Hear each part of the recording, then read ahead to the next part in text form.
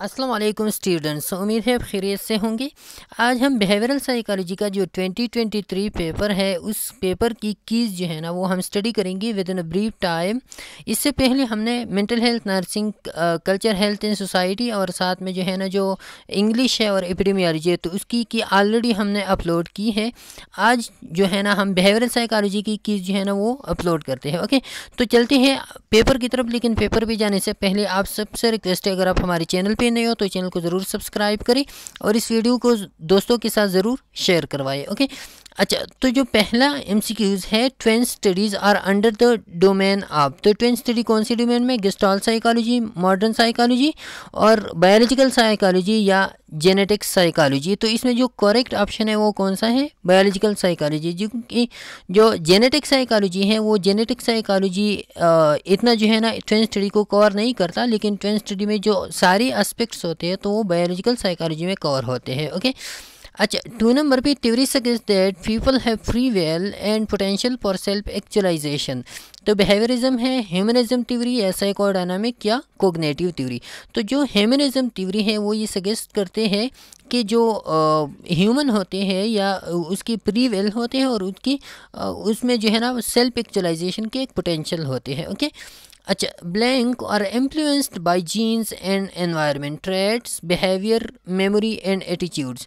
तो इसमें जो है ना कौन सी चीज़ है जो जीन और वो जो है ना दोनों उसको इन्फ्लुएंस करते हैं। तो जो बिहेवियर है, बिहेवियर जो है ना वो जीन्स और एनवायरनमेंट दोनों बिहेवियर को इन्फ्लुएंस्ड करते हैं। अच्छा, Arshad is very contemptible person. Contemptible is a type of perception. अब कंटेम्प्टेबल जो है ना ये कौन सा परसेप्शन है? तो ये इनडायरेक्ट परसेप्शन है, जिसको जो है ना आप डायरेक्टली जो है ना वो नहीं कर सकती, इनडायरेक्टली आप करोगी, इस परसेप्शन को अचीव करोगे, तो ये इनडायरेक्ट परसेप्शन है कंटेम्प्टेबल। ओके, अच्छा, you want to understand the behavior of Salman, that why he behaves like a child in different ceremonies which didn't match his present age. This is an example of indirect perception, social perception, personal perception और direct perception. तो ये कौन सा है? social perception है, जिसमें जो है ना आप perception आप उस पर करते हो लेकिन वो within the social situation ceremonies में होते हैं, तो इस वजह से ये social perception में आते हैं। अच्छा, a nurse who loves clinical work may assume that all others like clinical work too. This is example of blank kind of perception. तो ये कौन सा परसेप्शन है जिसमें नर्स जो है ना एक एम्प्लॉई को क्लिनिकल वर्क में assume that all others like clinical work too. जो अपनी तरह काम, अपनी तरह जो है ना सारे लोगों को जो अपनी तरह समझते हैं, तो ये प्रोजेक्शन है, हालो इफेक्ट है, स्टीरियोटाइपिंग है और सेलेक्टिव परसेप्शन है। तो ये प्रोजेक्शन है जिसमें जो है ना इंसान अपने तरह काम जो है ना दूसरों की भी एज्यूम करते हैं। ओके, अच्छा, RNO Ahsan is repeating whatever the patient has expressed in past few minutes. This may be the example of तो questioning, paraphrasing और प्रिसाइजिंग, एलेबरेटिंग। तो इसमें जो पेशेंट की व्यूज़ होते हैं, जो पेशेंट की जो बातें होते हैं उसको दोबारा रिपीट करते हैं पेशेंट के सामने उसकी वैलिडेशन के लिए। तो ये क्या है? ये पैराफ्रेजिंग है। ओके, अच्छा, फिर जो 8 नंबर MCQs है, what is the primary purpose of communication. Communication का प्राइमरी पर्पस क्या होता है? To inform, to persuade, to entertain, to identify. तो ये दोनों जो है ना ये क्या है? ये पर्पसेस ऑफ कम्युनिकेशन है, लेकिन जो मोस्ट अप्रोप्रिएट और most primary purpose of communication है तो वो क्या है? टू इन्फॉर्म है। ओके, अच्छा, most often the student teacher communication is spurious, utilitarian और क्रिटिकल और कॉम्प्रिहेंशियल। तो ये क्या होता है? यूटिलिटेरियन कम्युनिकेशन होता है जिसके एक स्पेसिफिक गोल्स होते हैं। Okay, what is the most important aspect of effective communication. तो इफेक्टिव कम्युनिकेशन का मोस्ट इम्पॉर्टेंट एस्पेक्ट क्या होता है? तो आप समझिए कि the sender's ability to articulate their message, the use of complex vocabulary, the receiver ability to understand the message, the use of persuasive techniques. तो इसमें कम्युनिकेशन जब इंसान करते हैं तो मेनली जो पर्पज़ ऑफ कम्युनिकेशन होता है वो यही होता है कि आप दूसरे बंदे को बात समझा दें। अब जो दूसरा बंदा होता है वो उस पर डिपेंड करता है कि वो किस तरह बात को परसीव करते हैं। तो इफेक्टिव कम्युनिकेशन में जो मोस्ट इम्पॉर्टेंट एस्पेक्ट होते हैं वो क्या होता है? जो रिसीवर होते हैं उस रिसीवर की अंडरस्टैंडिंग कैपेबिलिटी कैसी है। ओके, तो इस पे डिपेंड करता है। अच्छा, expectation associated with being male और फीमेल और refer to as blank and these are learned as. तो ये कौन सी एक्सपेक्टेशन है जो एसोसिएटेड विद बीइंग मेल और फीमेल, तो ये मेल और फीमेल से जो एसोसिएट होता है। Gender rules throughout childhood and into the adulthood, gender constancy initially during adolescence, gender stereotypes only during middle childhood, gender childhood bias mainly during early hood. तो ये क्या है, इसमें जो पहला वाला है gender roles throughout childhood and and to the adulthood. Okay, after getting hurt during a play activity, Asa started crying. Seeing this, his father responded, "Don't behave like girls.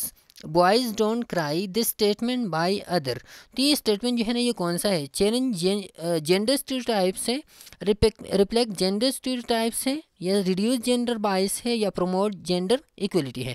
तो ये जो don't behave like girls boys don't cry, तो ये जो statement है उसके father का, तो ये क्या है, इससे जेंडर स्टीरियोटाइप का अंदाज़ा होता है। क्या है कि यहाँ पे इस सोसाइटी में जो है ना जेंडर स्टीरियोटाइपिंग है। ओके, तो ये जेंडर स्टीरियोटाइप को रिफ्लेक्ट करते हैं।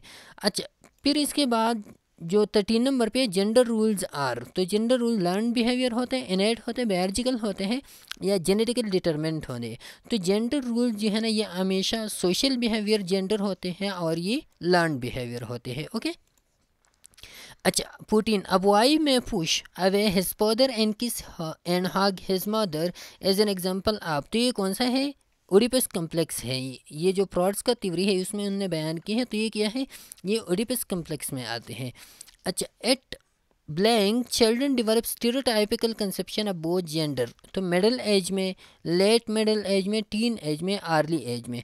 तो जो चिल्ड्रन होते हैं ना, चिल्ड्रन मोस्टली ये अर्ली एज में क्या करते हैं, अर्ली एज में इसकी परसेप्शन जो है ना अबाउट द जेंडर जो है ना वो डेवलप होते हैं, या स्टीरियोटाइप्स जो जेंडर के बारे में डेवलप होते हैं तो अर्ली एज में डेवलप होते हैं। Okay, how does Bandura social cognitive theory support the development of healthy personality, तो जो बेंडोरास का सोशल कोग्निटिव थ्योरी है वो हेल्दी पर्सनालिटी को किस तरह जो है ना वो सपोर्ट करते हैं। Okay, by emphasizing unconscious motivation, by promoting the concept of determinism, और by highlighting role of observational learning in self efficacy, by focusing on the impact of early childhood experience. तो इसमें जो सी वाला है कि by highlighting the role of observational learning and self efficacy, तो इसी के थ्रू जो है ना वो डेवलपमेंट ऑफ हेल्दी पर्सनालिटी को सपोर्ट करते हैं। ओके, अच्छा, विच theory underscores the importance of self determination and autonomy in posting a healthy personality, पर हेल्दी पर्सनालिटी को जो है ना वो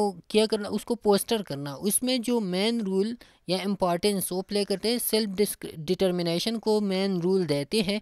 तो कौन सा थ्योरी है जो सेल्फ डिटर्मिनेशन को मेन रूल देते हैं, तो कौन सा है, वो ह्यूमनिस्टिक थ्योरी है। ह्यूमनिस्टिक थ्योरी बेसिकली जो है ना उस सेल्फ पे जो है ना वो फोकस करते हैं कि self is the most important aspect. Okay, अच्छा, how does the concept of self actualization as propose by Maslow's contribute to the development of a healthy personality, तो जो मेस्लो ने जो थ्योरी पेश की है वो किस तरह जो है ना हेल्दी पर्सनालिटी को डेवलपमेंट में वो रोल प्ले करते हैं। ओके, तो by emphasizing the importance of unconscious conflicts.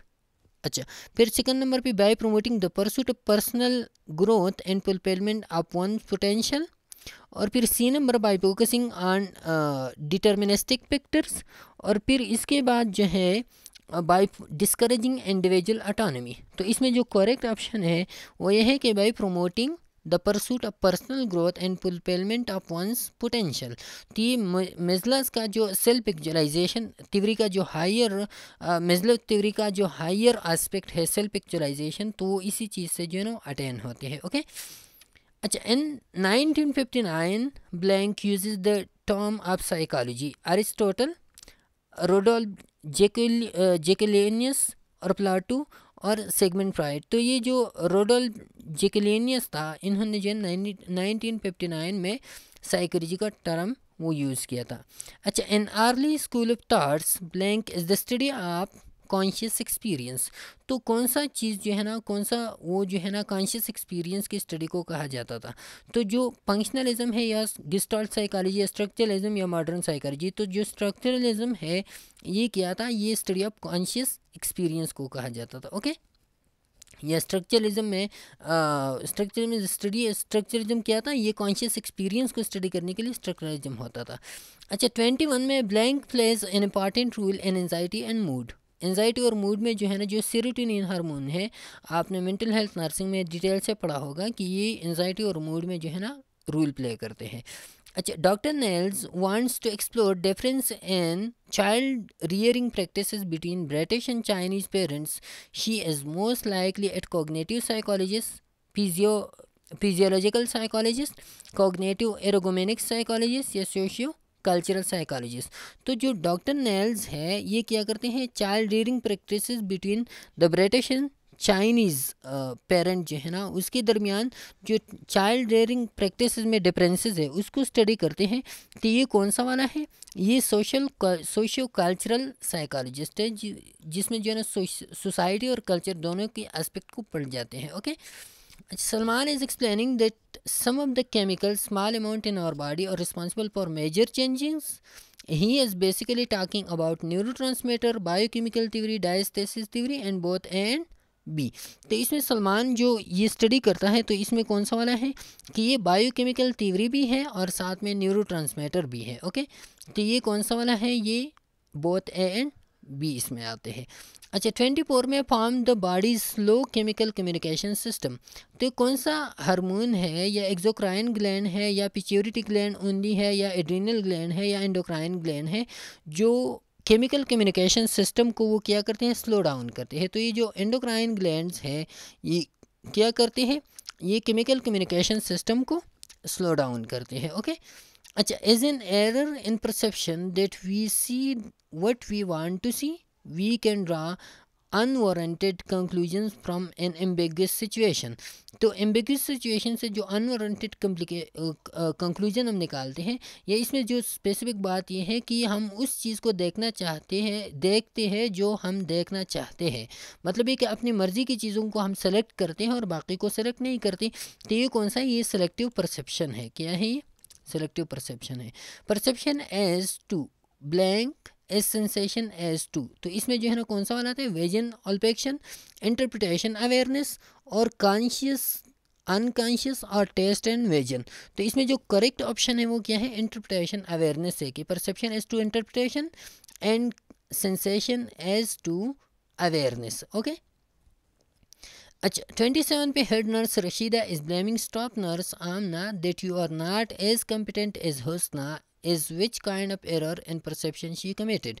तो ये कौन सा एरर है जिसमें जो है ना वो स्टाफ नर्स आमना को कहती है कि आप उसी तरह कॉम्पिटेंट नहीं हो जिस तरह के हुस्ना है। मतलब ये कि दो की कंपैरिजन करते हैं। तो ये कौन सा एरर है, ये कॉन्ट्रास्ट है। परसेप्शन में जो एरर है कॉन्ट्रास्ट एरर है। ओके अच्छा invest stage of perception we sort and categorize information that we perceive based on innate and learn cognitive patterns. तो सिलेक्शन है, ऑर्गेनाइजेशन है, कैटेगराइजेशन है या इंटरप्रिटेशन है।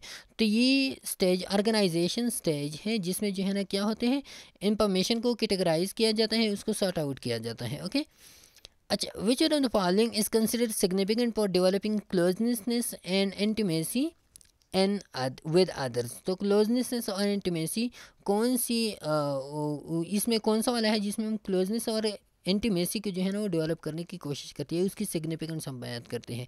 तो इफेक्टिव कम्युनिकेशन या लव एंड रिस्पेक्ट या सेल्फ डिस्क्लोजर या ऑल ऑफ द अबव। तो इसमें जो करेक्ट ऑप्शन है वो क्या है, वो जो सी वाला ऑप्शन है सेल्फ डिस्क्लोजर, ये इसमें करेक्ट ऑप्शन है जिसके थ्रू जो है ना क्लोजनेस और इंटीमेसी के सिग्निफिकेंट को और भी डेवलप किया जाता है। ओके अच्छा the stage of in interpersonal relationship where those involve feel cared for, understood and validated by the other person and where feelings are shared is known as। तो जहाँ पे जो फीलिंग की ज़्यादातर जो है ना वो बात आती है तो फिर इसमें जो है ना क्या आते हैं, इंटीमेसी। जो डी नंबर ऑप्शन है ये इसमें फिर करेक्ट होता है। ओके अच्छा the sender must be sure from his and that whatever he is conveying is right by his knowledge shows sender courtesy और correct message, प्रिसाइज मैसेज या रिलायबिलिटी। तो इसको जो है ना क्या कहते हैं, रिलायबिलिटी कहते हैं, जिसमें जो है ना सेंडर ये एश्योर करते हैं कि जो मैं पहुंचा रहा हूँ वो किया है वो सही है। ओके अच्छा जेंडर ऐसा, तो जेंडर क्या है, ये सोशल कॉन्सेप्ट है। अच्छा फिर which one of the following is masculine gender stereotype. तो मस्कुलिन जेंडर स्टीरियोटाइप जेंटल है, डिसेसिव है, वर्बल है, टेक्टफुल है। तो जो डिसेसिव है ये क्या है, ये जेंडर स्टीरियोटाइप है, मस्कुलिन जेंडर स्टीरियोटाइप है। सोशल क्लॉक, सोशल क्लॉक है क्या, mechanism that measure time in a social setting, culturally determined time lines for life events, और clocks provide by the government for social events, personal keeping devices with social media integration. ये क्या है, culturally determined timelines for life events, इसको क्या जाता है, इसको क्या कहा जाता है, सोशल क्लॉक कहा जाता है। अच्छा, genuine intimacy in human relationship requires all of the following except dialogue, maturity, transparency और ओपननेस। ओके, तो इसमें जो करेक्ट वाला ऑप्शन है तकरीबन इसमें सारी की सारी सेम है, लेकिन इसमें जो ज़्यादातर जो है ना मुझे तो इतना क्लोज नहीं लग रहा। बाकी जो है ना आप इसको सर्च कर सकते हो। इसमें जो करेक्ट ऑप्शन है ये तकरीबन सारे के सारे ऐसे होते हैं जो genuine intimacy and human relationship require. तो जेन्युइन इंटीमेसी की डायलॉग है, मैच्योरिटी है, या ट्रांसपेरेंसी है, या ओपननेस है। ओके, अब इसमें जो है ना करेक्ट ऑप्शन का मुझे जो है ना ज़्यादातर वो अंदाज़ा नहीं हो रहा, लेकिन फिर भी आप इसको जो है ना सर्च कर सकते हो। अच्छा, 36 में इस characteristic by romantic love, sexual activity और अदर पैशनेट अटैचमेंट। तो इसमें इमोशनल इंटीमेसी, रोमांटिक इंटीमेसी, या सेक्सुअल इंटीमेसी, या फिजिकल इंटीमेसी। तो जो सेक्सुअल इंटीमेसी है ये मोस्ट करेक्ट ऑप्शन है। ओके, अच्छा, a person with a positive attribution style is likely to blame themselves for failures and credit others for success. Attributed success to personal efforts and failure to external factor. Attributed both success and failure to luck and chance. तो इसमें क्या होता है, positive attribution style कौन सा होता है, जिसमें जो है ना attribution success to personal efforts and failure to external effects factor. तो ये क्या है, ये पॉजिटिव एट्रीब्यूशन स्टाइल है। अच्छा, ये वाला जो है ना, ये वाला 35 भी अगर मुझे जो है ना करेक्ट ऑप्शन मिल गया तो मैं डिस्क्रिप्शन में जो है ना इसको अपलोड करूँगा, फिर आप उधर देख सकते हो। ओके, अच्छा, 38 पे how does an internal locus of control contribute to psychological well-being। तो by fostering a sense of control and self-efficacy, by promoting dependence and on external factor, by reducing motivation and effort, and D number by increasing reliance on luck and chances। तो क्या है इसमें, by promoting dependence on external factor है। ये how does internal locus of control contribute to psychological wellbeing. Internal locus of control जो है ना psychological wellbeing को किस तरह कंट्रीब्यूट करते हैं, तो by fostering a sense of control and self efficacy, इसी के थ्रू जो है ना क्या होते हैं, साइकोलॉजिकल वेलबींग आते हैं। अच्छा, 39 पे an blank people infer that an event or a person behavior is due to personal factors such as trait, abilities or feeling। internal है, dispositional है, या situational है, या both and भी है। तो इसमें कौन सा वाला ऑप्शन ठीक है, both and भी। internal या dispositional attribution ऐसे होते हैं जिसमें जो है ना क्या होते हैं कि पर्सनल फैक्टर सच एज कि जिसमें जो है ना इन पर दैट इवेंट्स और person behaviour as due to, कि ये जो पर्सन बिहेवियर होते हैं ये इनकी इंटरनल जो करेक्टरिस्टिक्स होते हैं उसी की वजह से जो है ना ये शेप होते हैं। तो ये क्या है, ये इंटरनल या डिस्पोजिशनल एट्रीब्यूशन दोनों इसको कहा जाता है। अच्छा, which personality trait is often associated with increase susceptibility to stress.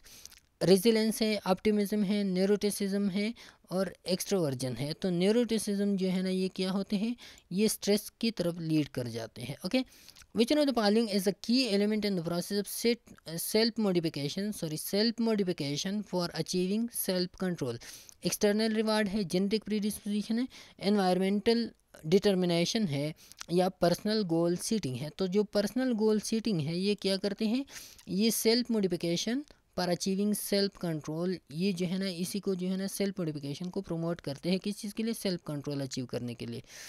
अच्छा, 42 पे how does self monitoring contribute to self control. By avoiding self awareness, by ignoring feedback, by observing and evaluating one's behaviour, by relying on external judgement. Okay, तो इसमें कौन सा वाला है कि self monitoring contribute to self control. Self monitoring जो है ना सेल्फ कंट्रोल को किस तरह कंट्रीब्यूट करते हैं।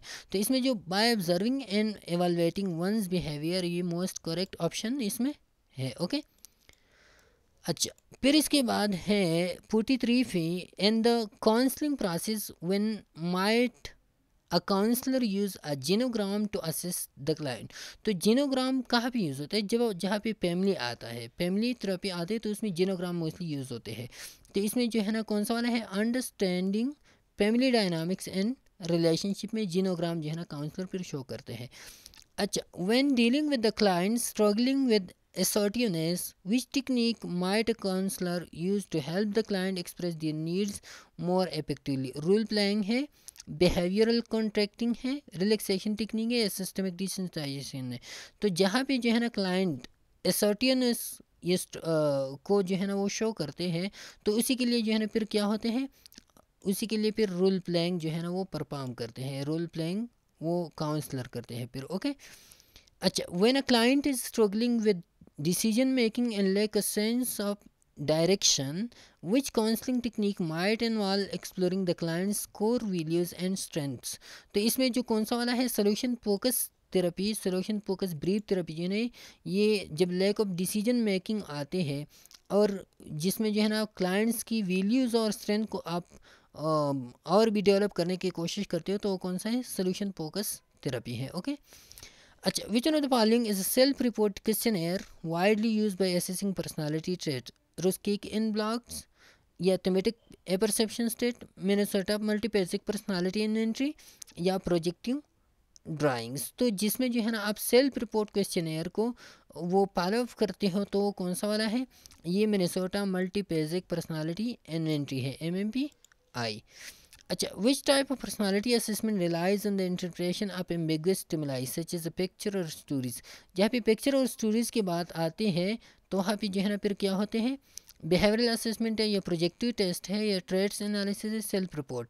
तो इसमें मेनली क्या होता है कि assessment relies on interpretation of ambiguous stimuli such as picture और स्टोरीज। यहाँ पे जो है ना पिक्चर और स्टोरीज़ को जो है ना फिर आप वो करते हो।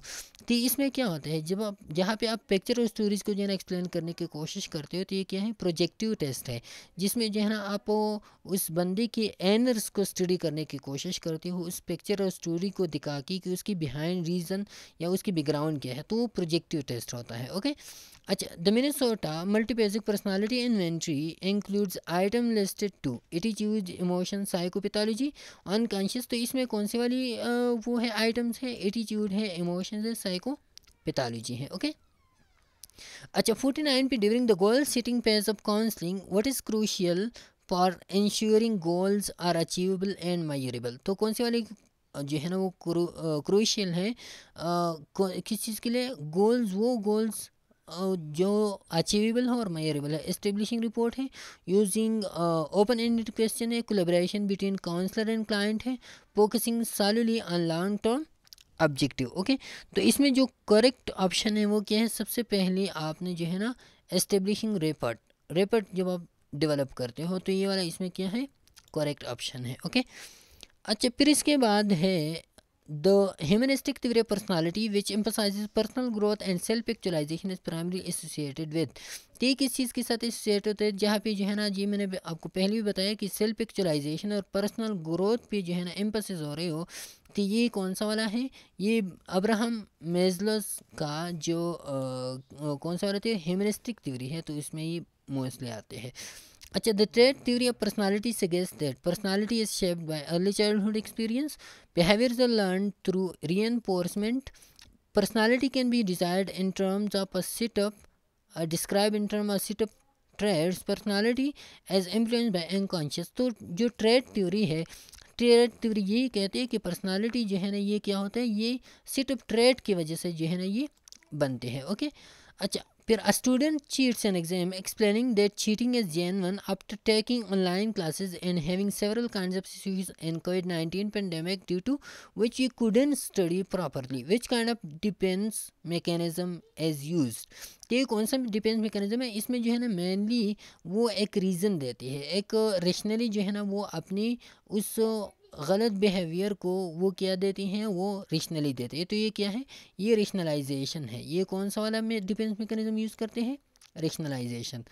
अच्छा, according to the behaviourist perspective, behaviour is primary influenced by conscious desire है, अनकॉन्शियस डिज़ायर है, या जेनेटिक फैक्टर है, रीइंफोर्समेंट एंड पनिशमेंट है, और या सेल्फ एक्चुअलाइजेशन है। तो इसमें जो करेक्ट ऑप्शन है कि बिहेवियर मोस्टली जो है ना वो क्या होते हैं, बिहेवियर मोस्टली इन्फ्लुएंस्ड होते हैं, प्राइमरीली इन्फ्लुएंस किस चीज़ की, तो वो है C number, reinforcement and punishment के through. Okay, chronic work related stress is often associated with job satisfaction, career advancement, work life balance. तो इसमें जो मोस्ट अप्रोप्रिएट ऑप्शन लग रहा है वो कौन सा वाला है, बर्न आउट है। ओके, अच्छा, 55 excessive use of technology such as constant connectivity to social media can contribute to stress. अब ये stress, this stress is often referred to as, अब इस स्ट्रेस को क्या कहा जाता है, जिसमें जो है ना आप एक्सेसिव वो स्ट्रेस जो एक्सेसिव यूज़ ऑफ टेक्नोलॉजी या सोशल मीडिया के साथ मुसलसल कनेक्टिविटी की वजह से जो है ना वो स्ट्रेस आते हैं। तो डिजिटल फटीग, इसको सोशल एंजाइटी फटीग या टेक्नो स्ट्रेस या इंफॉर्मेशन ओवरलोड। तो ये क्या है, टेक्नो स्ट्रेस है, और ये टेक्नो स्ट्रेस जो है ना इसका काज क्या होता है, इंफॉर्मेशन ओवरलोड होता है। ओके, तो टेक्नो स्ट्रेस इसमें करेक्ट ऑप्शन है। अच्छा, cultural and societal expectation can contribute to stress, which of the following is an example of societal expectation that may lead to stress, pursuing personal interest, embracing diversity, achieving certain beauty standard, supporting community initiative. तो इसमें जो है ना ये क्या है, cultural and societal expectation can contribute to stress.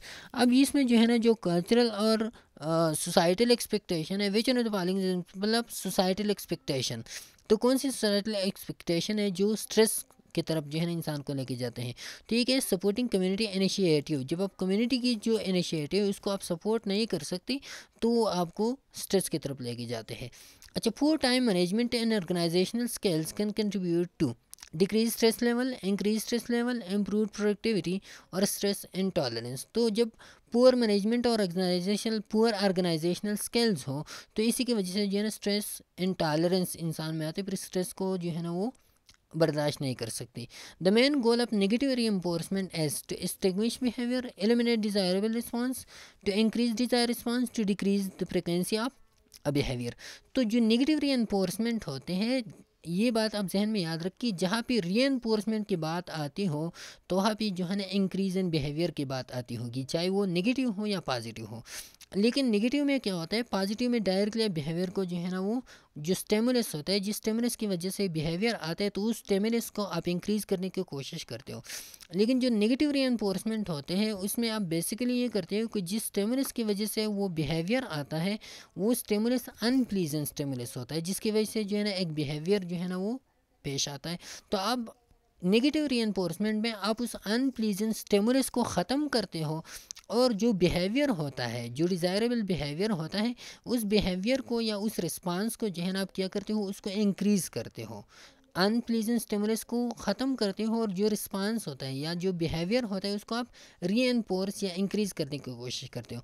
तो इसमें जो करेक्ट ऑप्शन वो क्या है, to increase desire response rate. Okay, अच्छा, systemic desensitization is example of generalization, classical conditioning, operant conditioning और काउंसलिंग। ओके, तो सिस्टमिक डिसेंसिटाइजेशन ये किस चीज़ की एग्जांपल है, ये क्लासिकल कंडीशनिंग की एग्जांपल है। अच्छा, फिर which one of the following phrases best sums up the law of effect, think before you act, if it works repeat it, may twice cut once, and if you can't beat them join them. तो इसमें जो if it works repeat them, तो ये law of epic को जो है ना वो शो करते हैं। ओके, बिहेवियर एज ऑड, तो ये तो आपको मालूम होगा कि बिहेवियर जो है ना वो ऑड बिहेवियर इसको कहा जाता है।